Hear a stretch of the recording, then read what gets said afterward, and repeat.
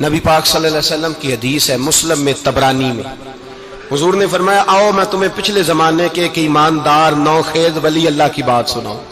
پچھلے زمانے حضور نے فرمایا پچھلے زمانے میں ایک بادشاہ جادو کے زور پہ حکومت کرتا تھا۔ جب وہ ایک جادوگر اس نے رکھا ہوا تھا تو جادوگر اس کو جادو بتاتا، وہ جادو کے زور پر حکومت کرتا۔ جادوگر بوڑھا ہو گیا تو کہنے لگا بادشاہ کوئی نوجوان میرے پاس بھیج دے، اب میں بوڑھا ہو گیا ہوں میرا پتہ کوئی نہیں کب مر جاؤں۔ ایک نوجوان کی ڈیوٹی لگائی، بڑا زیرک سمجھدار، اپنے رعایا میں سے چن کے جو ذہین فطرت مزاج بچہ تھا وہ اس نے لگایا۔ اللہ کے محبوب علیہ الصلوۃ والسلام فرماتے ہیں بچہ جادو سیکھنے لگا، وقت گزرنے لگا۔ بچہ جب جادو سیکھنے جاتا تو رستے میں ایک راہب بھی تھا جو انجیل جانتا تھا، وہ اللہ اللہ سکھاتا، لوگوں کو حضرت عیسیٰ علیہ السلام کی تعلیمات سے آگاہ کرتا۔ اس نے دیکھا کہ یہاں بھی لوگ اکٹھے ہیں تو وہ بچہ اس راہب کے پاس بھی اٹھنے بیٹھنے لگا۔ اب جب اس کے ساتھ اس کی گفتگو بڑھنے لگی تو اس کو باتوں میں لذت آنے لگی۔ اس نے راہب نے پوچھا کہ تو کون ہے اور کس طرح سے آیا ہے، کیا تیرا معاملہ ہے؟ اس نے کہا جی میں جادو سیکھنے جاتا ہوں، آپ کی باتیں مجھے بڑی اچھی لگتی ہیں۔ اس نے کہا دین سیکھ، جادو سیکھنے والے کافر ہو جاتے ہیں، قرآن و حدیث سیکھنے والوں کو اللہ کامل ایمان عطا فرماتا ہے۔ فرمایا یہ سیکھ۔ بچہ بیٹھنے لگا، اس کے پاس آنے لگا، باتیں دل میں گھر کرنے لگی۔ ایک وقت آیا کہ مسلمان ہو گیا، اور مسلمان کیسے ہوا؟ بچہ کہتا ہے میں تجربہ کر کے ہوا۔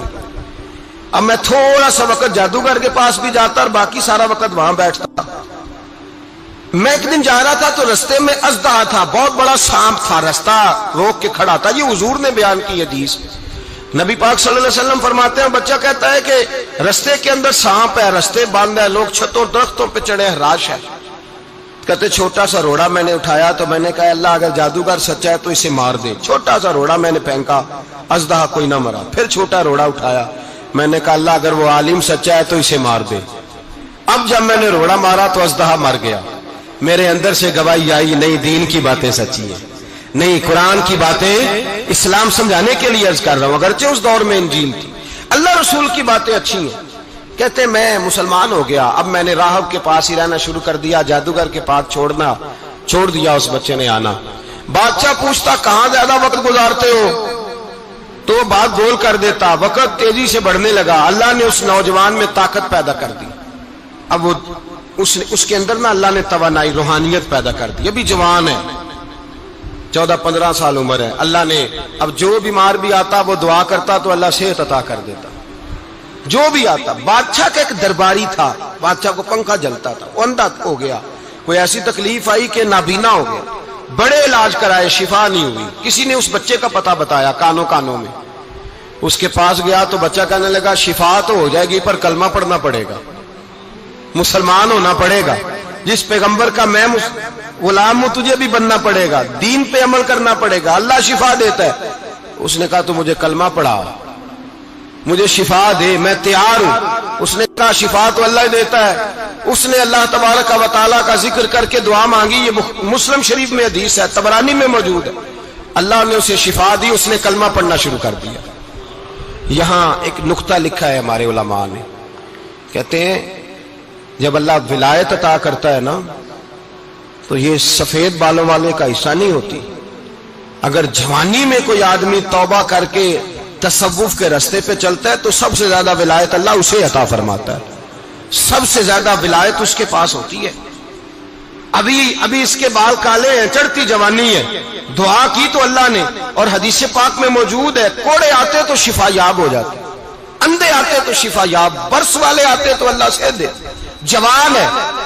بادشاہ کے پاس وہ واپس گیا، وہ جو آدمی جس کی آنکھیں ٹھیک ہوئی تھی۔ بادشاہ نے پوچھا کہ کیسے شفا ملی؟ تو کہنے لگا میرے رب نے شفا دی ہے۔ بادشاہ سجدے کراتا تھا، اپنے آپ کو منواتا تھا معاذ اللہ، کہنے لگا میرے علاوہ کون رب ہے؟ اس نے کہا وہی رب ہے جس نے تجھے پیدا کیا ہے، اور وہی رب ہے جس نے مجھے اندھے کو آنکھیں دی ہیں، وہی ہے میرا مالک۔ کہا اچھا تو مجھے نہیں مانتا؟ کہا نہیں میں اپنے رب کو مانتا ہوں۔ بادشاہ نے اسے سزا دی، ستایا، اس نے بچے کا پتہ بتایا، پھر بچے کو بلا کے ستایا تو اس راہب کا پتہ بتایا، راہب بھی قتل ہو گیا، نابینا بھی قتل ہو گیا۔ بادشاہ نے کہا سپاہیوں سے اس بچے کو لے جاؤ اور پہاڑ کی چوٹی پہ جا کے نیچے پھینکو تاکہ مر جائے. بچہ پہاڑ کی چوٹی پہ گیا تو ہاتھ اٹھا کے کہنے لگا یا اللہ میرے لیے نہیں اپنے لیے، میرے لیے نہیں اپنے لیے انہیں اپنی قدرت کے جلوے دکھا. میرے لیے نہیں، اللہ کے بندے اپنی جان بچانے کی دعائیں نہیں مانگتے، اپنے لیے انہیں اپنی قدرت کے جلوے دکھا. یہ دعا مانگی، جتنے لوگ ساتھ آئے تھے وہ سارے زمین پہ گرے اور سب مر گئے، پہاڑ سے گر کے مر گئے. بچہ واپس سیدھا بادشاہ کے پاس کہنے لگا لو بھائی میرے رب نے مجھے بچا لیا ہے. جوان کا ایمان دیکھو، میرے رب نے مجھے، بولو میرے اللہ نے مجھے ایمان کی گواہی دے رہا ہے، میں بچ گیا ہوں، تو جھوٹا ہے، میرا رب سچا ہے. اس نے کہا لے جاؤ اس کو دریا میں، کشتی میں بٹھاؤ، بیچ دریا کے جا کے دھکا دے دو. بیٹھے کشتی میں، دریا کے بیچ گئے، اور جب جا کے وہاں اس کو دھکا دینے لگے تو اس نے کہا اللہ میرے لیے نہیں اپنے لیے انہیں اپنی قدرت کے جلوے دکھا. بس ایک طوفان سا آیا، جتنے سپاہی ساتھ آئے تھے ڈوب کے مر گئے. وہ بچہ اٹھا اور سیدھا پھر بادشاہ کے پاس، اسی کے پاس کہنے لگا لو بھائی میرے رب نے مجھے بچا لیا ہے، تیرے پاس آیا ہوں. وہ کہنے لگا تو کیا مصیبت میرے گلے پڑ گئی ہے، کیسے جان چھوٹے گی؟ تو بچہ کہنے لگا اگر تو مجھے باندھے درخت کے ساتھ اور سارے ملک کو بلائے، لوگوں کو اکٹھا کرے، پھر تو مجھے تیر مارنا، میں تجھے بتاؤں گا کیسے مارنا ہے، میں مر جاؤں گا. اللہ کا بندہ نوجوان ایمان دیکھو، مرنے کے طریقے بتا رہا ہے، میں تجھے بتاؤں گا میں کیسے مروں گا. یہ بات کہی، بادشاہ نے سارا مجمع جمع کیا، ملک سارا باہر آ گیا، درخت کے ساتھ باندھ دیا. کہنے لگا بھائی لوگوں یہ مجھے مارنا چاہتا تھا، مار نہیں سکا، اب میں اسے بتانے لگا ہوں کہ میں کیسے مروں گا. اسے کہو جب تیر مارے تو ساتھ میرے رب کا نام بھی لے، میں اپنے رب کے نام پہ جان دوں گا، ایمان کی پختگی میں اللہ کے نام پر جان دوں گا. اسے کہو رب کے نام پہ مارے، مر جاؤں گا. بادشاہ نے اللہ کہہ کے تیر مارا، پیشانی میں لگا، بچے کی روح پرواز کر گئی. جتنا مجمع کھڑا تھا سارا کلمہ پڑھ کے مسلمان ہو گئے، سارے مسلمان ہو گئے سارے. میرے رسول پاک سید عالم صلی اللہ علیہ وسلم نے نوجوانوں کو بتایا جب تمہارے اندر ایمان کی قوت آئے گی تو اللہ تمہاری مدد کرے. فرمایا وہ نوخیز ولی تھا، ابھی جوان رانا تھا، ابھی اس کی پیشانی پر جوانی کے آثار تھے، لیکن اس نے اللہ کو راضی کیا، رب کریم کو راضی. ولایت کا مطلب بڑھاپا نہیں، ولایت کا مطلب وہ نہیں کہ جب بڑا لمبا وقت گزر جائے تو پھر آدمی آئے کہ نہیں اب کیا کرنا ہے، اب مسجد ہی ہے، اب تو اس کے علاوہ گزارا ہی کوئی نہیں. تو اس وقت کا آنا اللہ کی بارگاہ میں قبول تو ہے، لیکن شاباشی اسی کو ملتی ہے جو جوانی کا وقت آئے، جو عین اس وقت آئے جو وقت میرے رسول پاک علیہ السلام کے غلام عبداللہ ابن عمر، حضرت عبداللہ ابن عمر رضی اللہ تعالیٰ عنہ فرماتے ہیں کہ میں نکلا، مجھے سفر کے لیے جانا تھا، تو تھوڑی سی کھجوریں، تھوڑا سا سرکہ، ایک شہد کی بوتل، چیزیں میں نے سفر کے لیے ساتھ رکھ لی. میں جب مدینے سے باہر صحرا میں نکلا نا تو رمضان نہیں تھا، غیر رمضان تھا.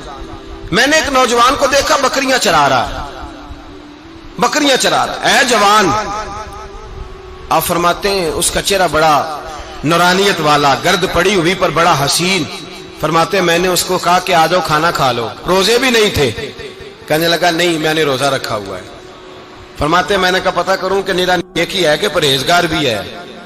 نیک وہ ہوتا ہے جو نماز پڑھے روزہ رکھے، پرہیزگار وہ ہوتا ہے جو گناہ سے بچے، وہ پرہیزگار ہوتا ہے. کہا پتہ کروں پرہیزگار بھی ہے کہ نہیں. کہتے میں قریب گیا تو میں نے جا کے اس کو کہا بھائی تیری بکریاں بڑی پیاری ہیں، میرا دل کرتا ہے ایک بکری مجھے دے دو.